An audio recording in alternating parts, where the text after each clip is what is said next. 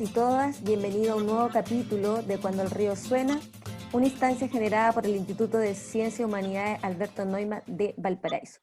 Esta tarde fría vamos a estar conversando y compartiendo con el diputado Boris Barrera Moreno, que está en Valparaíso, ¿no, diputado? Y que Sí, él es diputado por el Distrito 9 de la región metropolitana. A nombre del instituto, diputado, queremos agradecer la posibilidad e interrumpir un poquito de sus labores para poder generar este espacio de conversación. No, pues no hay problema, muchas gracias igual por la invitación. La verdad es que en estos momentos esta forma de comunicarnos es muy necesaria para toda la gente que nos sigue y además para que sepa que aquí estamos, seguimos trabajando y no hemos parado. Bueno, en ese mismo escenario que usted señala, hoy día nos encontramos que a raíz de esta crisis sanitaria ha aumentado considerablemente el número de contagiados de COVID-19, así también lamentablemente el número de personas fallecidas, y hemos visto cómo ha aumentado el número de desempleados que sobrepasa más o menos alrededor del 20%.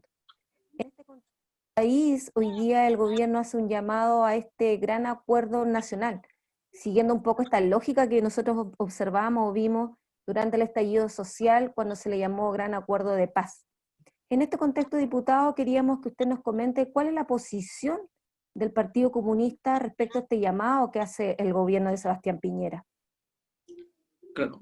Bueno, primero que nada, la disposición a conversar, a dialogar, a debatir en torno a cómo enfrentar desde el punto de vista sanitario y económico esta pandemia, nosotros siempre hemos estado disponibles. Lo hemos demostrado aquí en el Congreso con propuestas y también en el trámite de todos los proyectos que incluso ha impulsado el gobierno, que muchos han pasado por mi comisión, por ejemplo, el de ingreso familiar de emergencia, otros por la Comisión de Hacienda, donde tenemos también como presidente al compañero Daniel Núñez, y le hemos dado tramitación lo más expedita posible a todos los proyectos que nosotros creemos que son necesarios para enfrentar esta pandemia. Sin embargo, creemos que el llamado que hace el presidente, primero que nada, es tramposo. Es tramposo porque dice de que está llamando a un acuerdo transversal a toda la oposición, a todos los sectores, pero resulta que después nos enteramos que invitó solamente a los presidentes de los partidos que forman la Comisión de Hacienda. Y sin embargo no invitó a nuestro partido, por lo menos esa invitación formal no está. Segundo, claro, nosotros creemos también de que el espacio democrático donde se tienen que realizar los acuerdos y donde se tiene que debatir cada una de las iniciativas tiene que ser aquí en el Congreso. Aquí es donde están representadas todas las fuerzas políticas y acá es donde se supone se tiene que dar la discusión democrática. Y tercero, también creemos de que no existió voluntad, y creo que es como lo de fondo, no existió voluntad del gobierno de escuchar a nadie. Desde un principio, los partidos políticos, las organizaciones sociales, el colegio médico, los alcaldes desde un principio han sido muy críticos y han llamado al gobierno a tomar una serie de medidas para enfrentar la pandemia. Sin embargo, han hecho oídos sordos desde que empezó esto hasta ahora, y cuando ya se les desbordó, cuando ya se les fue de las manos, cuando está demostrado por todos lados de que todo lo que han hecho ha sido insuficiente, entonces él viene a hacer lo mismo que hizo para el estallido social, a buscar un salvavidas, una toalla, así como cuando hay una pelea de box y ya está contra la red uno de los contendores, entonces quiere que le lancen la toalla para poder salvarlo y salir aquí con una foto grande a decir, ahora nos enfrentamos todo esta situación, cuando antes no consideró a nadie. Y vamos a ver también si después de esto, que ya empezó con algunos partidos, realmente recibe toda la sugerencia que van a hacer todo, porque hace poquito nomás salió el Colegio Médico diciendo de que cuando se sienta a conversar con el gobierno es como estar hablando con una pared, porque no reciben ni una opinión. Entonces, no, es súper cuestionable. Además, nosotros le hemos hecho propuestas. Hace poco salió una carta pública de respuesta a nosotros a su invitación con propuestas claras de cómo enfrentar la pandemia, principalmente desde el punto de vista económico, que es lo que está afectando, bueno, aparte de la muerte y todo lo que significa la pandemia, pero aparte la gente está pasando hambre, la está pasando muy mal, y nosotros ahí en esa carta le expresamos una serie de propuestas que nosotros ya se las hemos dado se las hemos dado a conocer acá en el Congreso. En la discusión de cada proyecto nosotros le hemos propuesto ideas de cómo financiar ciertos programas. Hace como más de 2 semanas que nosotros venimos insistiendo con el ministro Briones para que nos juntemos como bancada. Eso no lo sabe la gente. Pero acá en la sala nos hemos topado con el ministro Briones, le hemos conversado como bancada que necesitamos reunirnos con él para darle a conocer lo que creemos nosotros en cuanto a proyectos para enfrentar la crisis. Entre esos están los que salen en la carta, pero el ministro no puede, no tiene tiempo y nos patea y nos patea y nos patea, y no quieren conversar, no quieren recibir nuestra opinión, y lo que buscan finalmente es establecer una foto ahí comunicacional que diga de que ahora sí estamos todos unidos a luchar por la pandemia para tratar de salvar su situación.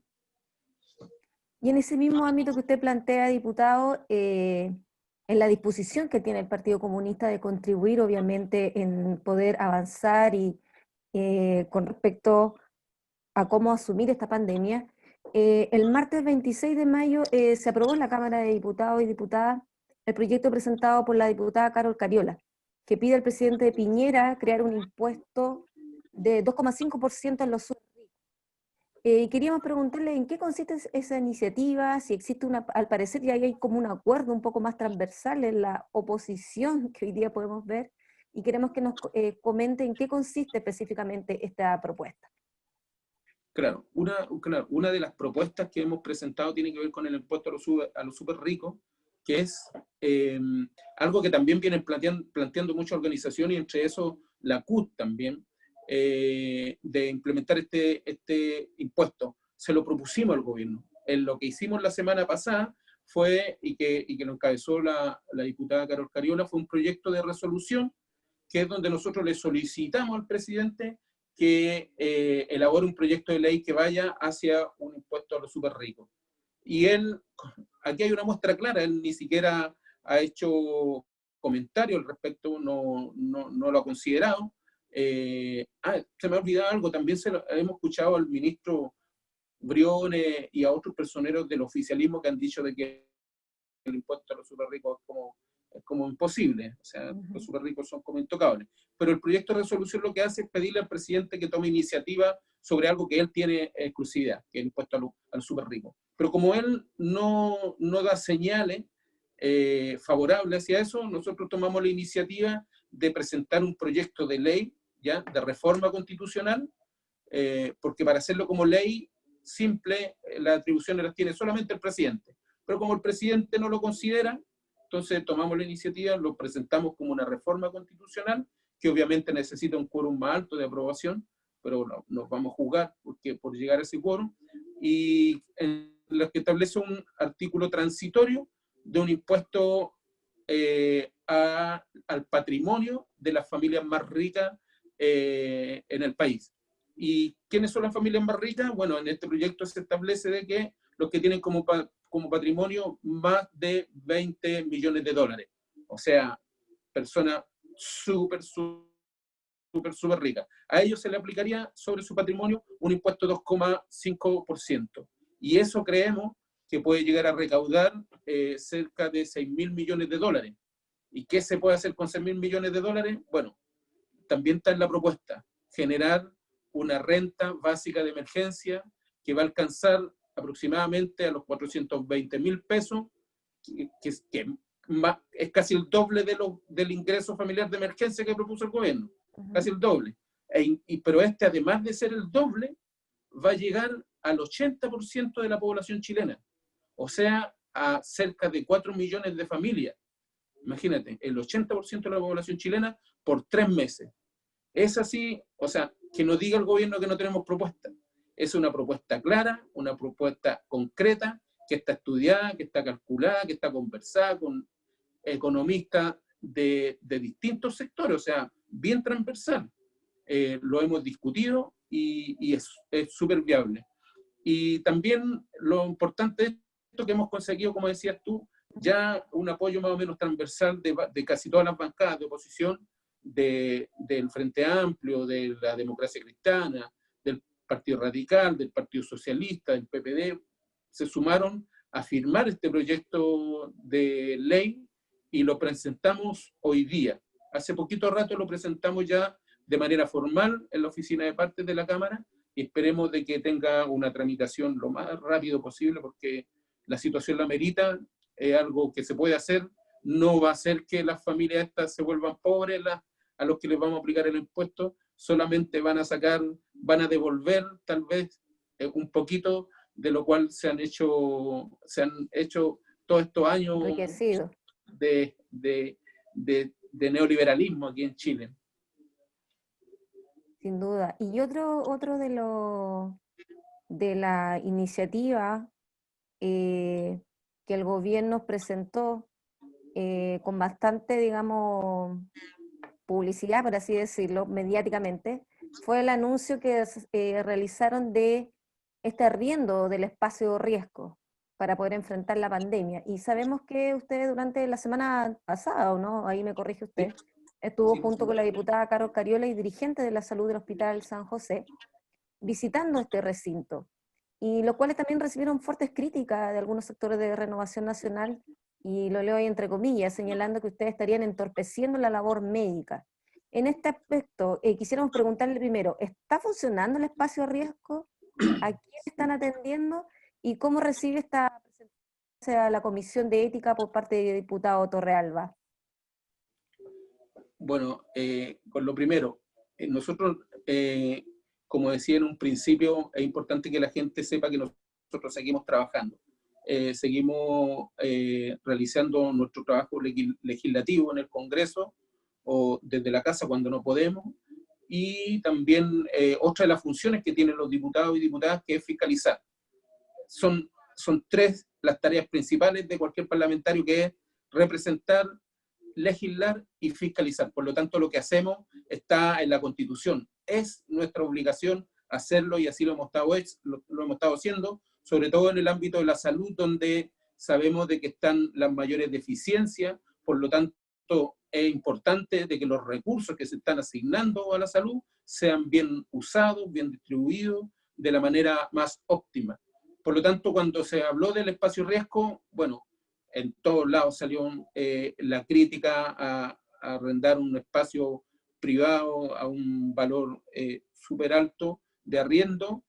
Sin embargo, eso se concretó y para nosotros era una caja negra. Incluso para los funcionarios de la salud era una caja negra. Ahí había un espacio donde entraba y salía gente, pero nadie sabía cómo estaba adentro, cómo funcionaba, en qué condiciones, ni nada de eso. Por lo tanto, nosotros solicitamos durante mucho tiempo también, con mucha anticipación, información sobre el espacio riesgo, incluso que nos atendieran ahí para poder ir a fiscalizar, y no tuvimos respuesta, así que tomamos la decisión después de mandarle un mensaje al director del Servicio de Salud Norte a decirle que íbamos a ir nomás, así que fuimos a hacer lo que teníamos que hacer. Así es que, bueno, nos constatamos de que sí está funcionando eso. Tiene para habilitar tres como edificios que están dentro. Está habilitado solamente uno y dentro de ese edificio un piso. Para aproximadamente 130 camas aproximadamente, y tenían hasta ese momento ocupadas 90 y tantas. En un principio, todo esto que te estoy contando es lo que nos contaron los directivos ahí mientras estábamos en el hospital. Se instaló para descongestionar los hospitales principalmente de la zona norponiente, o sea, Hospital San José, Hospital Félix Bulnes, cosa de que ahí se diera prioridad a los pacientes COVID, y los que no, a los pacientes que están hospitalizados y que son básicos, le llamaban ellos, que no son de gravedad, lo iban a trasladar a ese recinto para descongestionar los hospitales.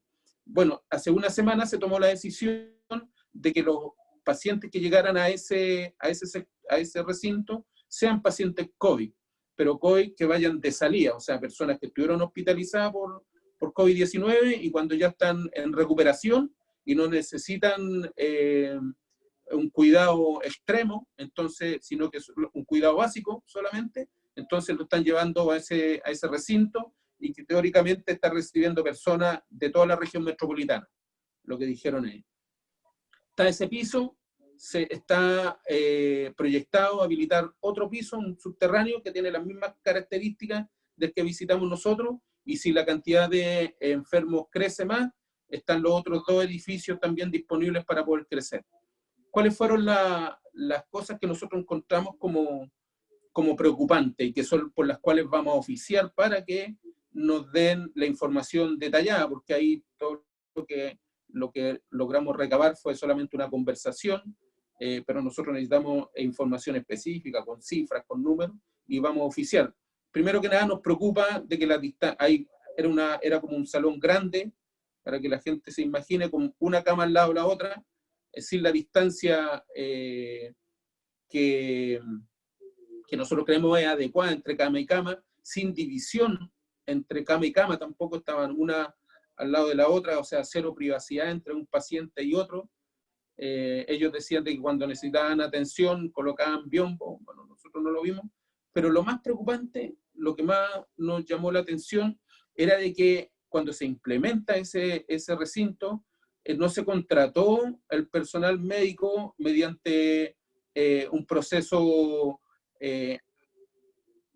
como de, no sé, como llamando a los mismos trabajadores de la salud, del sistema público a participar de esas contrataciones, sino que subcontrataron el servicio. O sea, contrataron a una empresa privada que presta los servicios de salud. Por lo tanto, y dijeron de que lo habían tenido que hacer así porque la orden fue muy rápido, fue de una semana para otra que tenían que implementar eso, no tuvieron el tiempo suficiente para hacer el concurso público para los trabajadores de la salud, sino que tuvieron que contratar una empresa privada. Por lo tanto, nosotros vamos a oficiar para que nos den toda la información de cómo fue ese proceso, si hubo licitación, si participaron más empresas, cuál es el costo de esa empresa, cuál es el costo por cada trabajador de la salud, por cada profesional, cuánto están cobrando por prestar el servicio en un turno, por ejemplo, de un médico, de una enfermera, de un auxiliar. Toda esa información la pedimos ahora mediante oficio, porque son recursos que son escasos en estos momentos, que son necesarios, pero son escasos. Por lo tanto, el uso tiene que ser el más óptimo. Y por eso necesitamos saber cómo fue esa licitación y si los precios con los cuales se están pagando por ese servicio corresponden realmente a lo que debiera ser. También otra cosa que nos llamó la atención es que, por un lado, y se dio mucha cobertura al tema del arriendo, del costo del arriendo, pero algo que no se sabe y que lo supimos nosotros aquí, en esta visita, es de que para instalar el hospital, ese provisorio ahí en el espacio, hubo que hacer modificaciones a la instalación.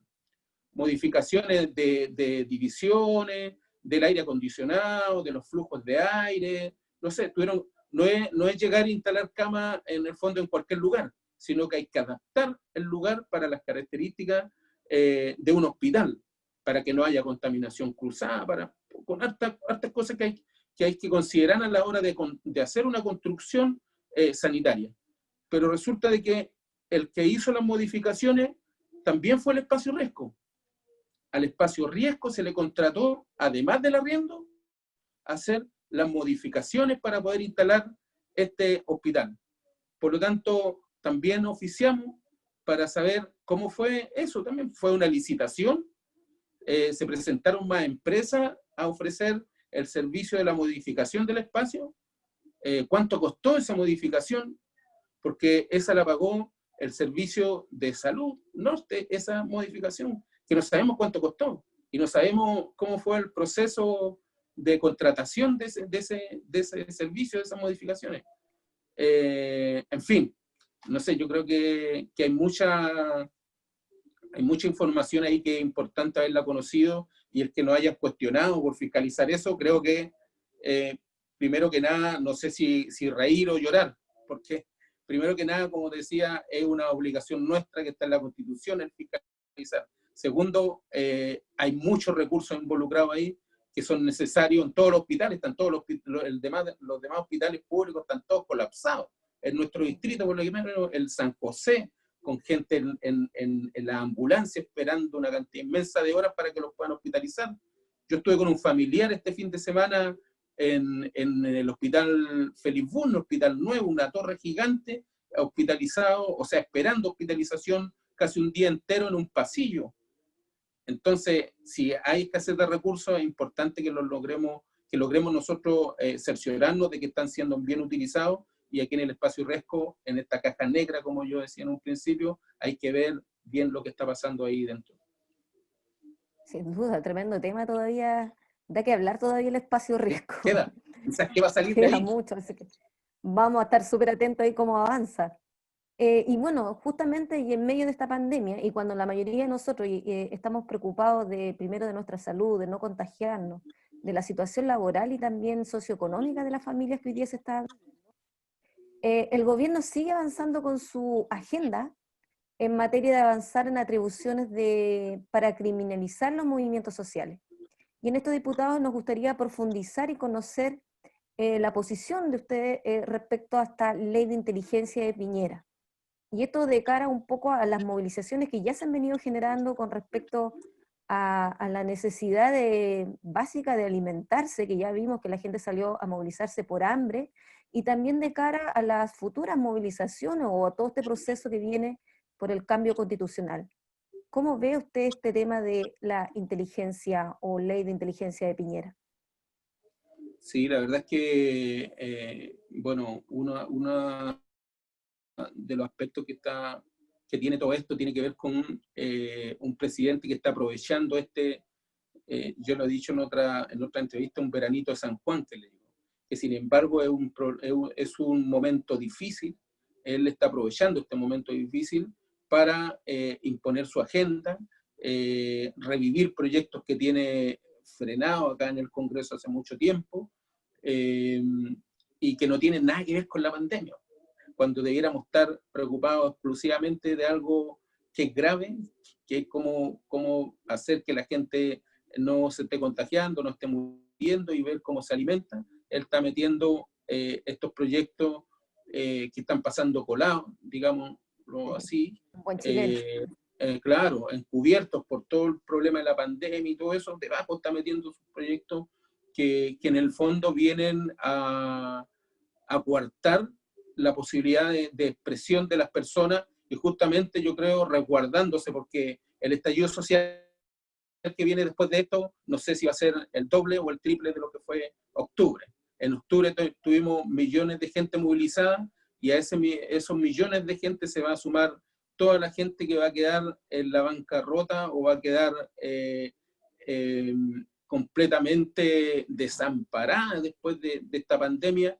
Gente que tal vez en octubre tenía una situación más o menos que lo hacía vivir tranquilo. Bueno, ya esa gente vulnerable, que le llamaban clase media, pero gente vulnerable, que se topó ahora con una dificultad y cayó en la pobreza y cayó en la plena desprotección. Entonces, lo que creo es que con todos estos proyectos él está salvaguardándose para que el próximo estallido social que venga, que seguro viene, se está gestando ahora con las movilizaciones que ya se están haciendo por el hambre, esto va a terminar en otro estallido social mucho más grande. Entonces, para eso, él está creando leyes que le permitan coartar la posibilidad de la movilización, entre eso la infraestructura crítica que está también en tramitación, y de inteligencia que bien decías tú, está ahora en la Comisión de Inteligencia, le han renovado la suma urgencia cerca de 6 veces,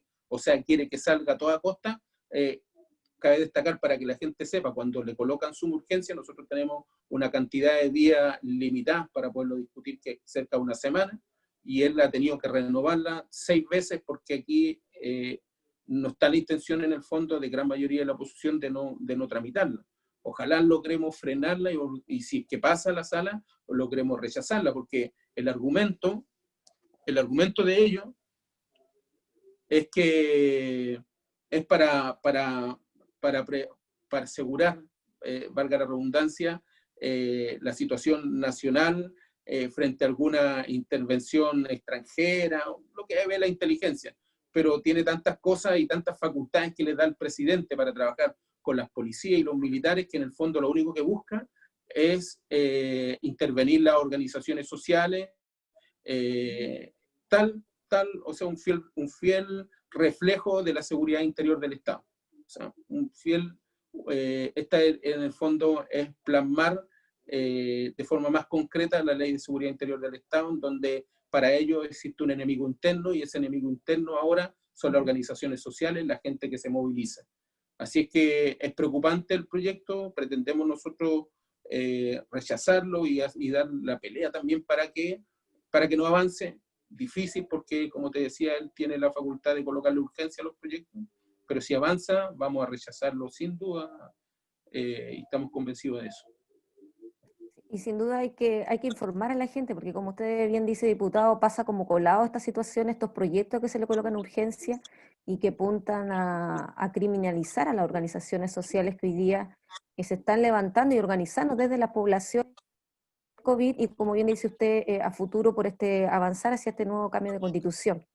Y en esta misma línea, lo quería hacer invitarlo un poco a hacer una mirada más internacional, específicamente ver cómo lee usted la situación que hoy día se está viviendo en Estados Unidos a propósito de la muerte de George Floyd, que era el afroestadounidense que fue asesinado por la policía. Cómo lee esta situación o este estallido que se está viviendo ahí en Estados Unidos? Claro, bueno, lo que viene a dar cuenta esto, yo creo que no tiene que ver solamente con un tema racial. En el fondo aquí hay también una mirada, aparte del racismo que existe en Estados Unidos, también algo que tiene que ver con la desigualdad. O sea, este país que muchos ven como el país de la oportunidad y todo eso, resulta que es un país donde también impera un sistema neoliberal en donde está todo entregado al mercado y existen desigualdades tan grandes como las que existen aquí en Chile. Y ese racismo también en el fondo se transforma en algo que es la porofobia. O sea, los negros son los pobres, los negros son los delincuentes, los negros son los traficantes, y claro, muchas veces creen que solamente racismo, pero no, también hay una lucha de clase en el fondo, de enormes desigualdades, tal como se expresó aquí en octubre del año pasado. Así es que, bueno, espero de que eso siga. Yo espero de que la gente se rebele como se está rebelando en Estados Unidos y así en todos los países donde existen estas desigualdades, que como te digo, no son solamente raciales, sino que son también económicas. Sin ir más lejos, hay que ver solamente la cantidad de muertos que tienen, la cantidad de contagiados por el mismo tema del coronavirus, y no tiene que ver con, eh, eh, y tiene que ver, más bien dicho, porque están enfrentando la misma forma como se enfrenta aquí en Chile desde el punto de vista neoliberal, o sea, salvar la economía, tratar de instalar una normalidad que no es, y la gente también entregada en la salud al mercado. Si la gente que no tiene su número de seguro social, los que no tienen dinero, no acceden a la salud, tal como sucede aquí en Chile. Y volviendo un poco acá a su distrito, diputado, quería consultarle, ya a propósito que lo hemos visto en su programa Adelante con la Población Organizada, usted del Distrito 9 que corresponde a varias comunas, Conchalí, Renca, Huechuraba, y estuvimos viendo cómo se está organizando la población, qué actividades están haciendo, ya que no existe la posibilidad de mejor de juntarse físicamente, pero sí existe una organización que también ha permitido estos espacios como la que estamos utilizando hoy día, y que también nosotros seguimos ahí su espacio de diputado, y que Ay, qué bueno. la población ha salido, como todos hemos dicho, del pueblo ayuda a su pueblo. Quisiéramos contar cómo se organiza ahí las comunas que ustedes representan. Claro, la verdad es que, bueno, primero te quiero contar cómo nació este espacio. Nosotros teníamos, y siempre en época anterior al COVID, nuestra forma de trabajar es siempre en terreno, tratando de juntarnos con las organizaciones sociales, explicarles qué es lo que hacemos acá, explicar algún proyecto específico, por ejemplo, que se esté discutiendo. Normalmente nosotros hacemos encuentros con pobladores y les explicamos de qué se trata el proyecto, qué es lo bueno, qué es lo malo. Tenemos un boletín también que se llamaba Adelante con uno de los nuestros. Uno de los nuestros era mi consigna de campaña, porque la gente, que es una consigna que colocó la misma gente, los mismos vecinos decían, el Boris es uno de los nuestros, porque es de acá, de la población, de la comuna. Entonces el boletín se llamaba Adelante con uno de los nuestros. Y como no teníamos la posibilidad de repartir el boletín ni de hacer estos encuentros, entonces dijimos, hagámoslo virtual, como lo están haciendo también en muchos lugares. Y le colocamos adelante con uno de los nuestros, igual que el boletín. Después nos dimos cuenta de que, claro, todas las conferencias que se hacen, las entrevistas, los conversatorios, los foros que se están haciendo virtuales, siempre están llenos de profesionales, de autoridades, que es importante, que es bueno, es necesario. Pero hay un sector de nuestra sociedad que es la que está jugando un papel súper importante, porque están trabajando con los que están siendo directamente afectados, que es nuestra población. La gente que está pasando hambre, la gente que está sin trabajo, está acudiendo a las organizaciones sociales, a la junta de vecinos, y ahí los dirigentes sociales están jugando un papel, como se ha dicho ahora último, en primera línea. O sea, ellos son los que están tratando de ver cómo sobrevivir junto a su comunidad. Entonces, por eso ahora nuestro programa se llama Adelante con la población organizada. Y empezamos a invitar ahora a dirigentes sociales para que nos expliquen cómo están enfrentando la pandemia, qué nuevas formas están usando la organización para poder sobrevivir en momentos en que estamos con cuarentena y la gente no tiene qué comer y no tiene tampoco dónde trabajar. Porque mucha gente de nuestro distrito es gente que trabaja al día, que trabaja de manera independiente, que hace el pololo, que vende el sándwich, que es vendedor ambulante. Hay mucho de eso.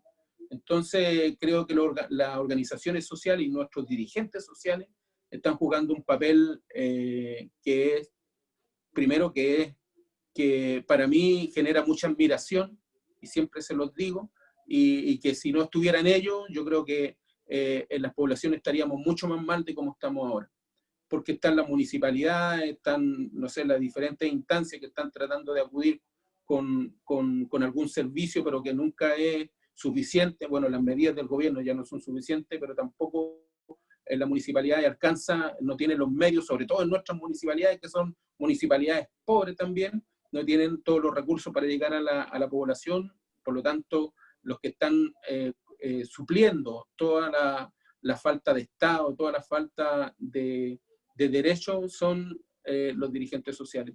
Así es que, bueno, ahí nace la iniciativa y la verdad es que ha resultado, a mí me ha gustado mucho, y sobre todo ahora que empezamos a involucrar a los dirigentes sociales.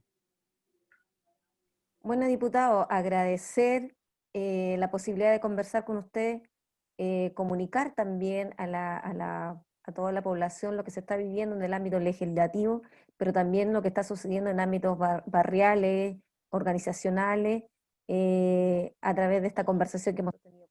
Así que un abrazo, esperando que esté bien, vamos a seguir viendo su programa y nos estamos viendo seguramente en otro espacio. Y las peñas están invitados a cooperar. Sí, por eso está súper interesante las peñas, me gustó. Un abrazo, que esté bien. Ya, pues, igual, que esté muy bien todos ustedes. Y chao a todos y todas. Chao.